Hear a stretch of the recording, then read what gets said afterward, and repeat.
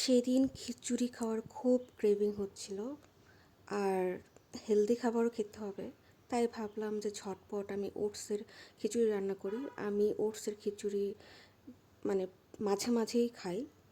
তো আমি ওটসের খিচুড়িটা এইভাবে রান্না করি যে প্রথমে একটু তেলের মধ্যে আদা, রসুন, মরিচ কুচি দিয়ে, পেঁয়াজ কুচি দিয়ে একটু হালকা ভেজে নিয়ে আপনার পছন্দ মতো যা সবজি হাতের কাছে পাবেন তা দিয়ে একটু ভালো করে ভেজে নেবেন। তারপর হাফ কাপের মতো ডাল, মসুর ডাল, মুগ ডাল, যেই ডালই আপনার খেতে ইচ্ছে করে বা আপনার হাতের কাছে আছে, নিয়ে আর একটু সবজির সাথে ভাজা ভাজা করে নেবেন। তারপর হাফ চামচের মতো করে সব মশলা, হলুদ, মরিচ, ধনিয়া, তারপর জিরা গুঁড়া, লবণ দিয়ে আরেকটু কষিয়ে নিয়ে আমি হাফ কাপের মতো ওটস দিয়ে আরেকটু কষিয়ে নিয়েছি।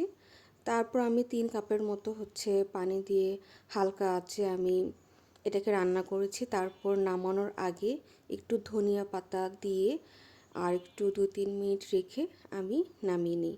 তো আমি অলওয়েজ ওটসের খিচুড়ি এইভাবে রান্না করি, আর খুবই খুবই মজা হয় এবং হেলদি তো অবশ্যই হয়। তো আপনাদের কাছে এই হেলদি ওটসের খিচুড়ি রেসিপিটি কেমন লাগলো অবশ্যই জানাবেন, আর ট্রাই করলে তো অবশ্যই বলবেন কেমন লাগলো। টাটা।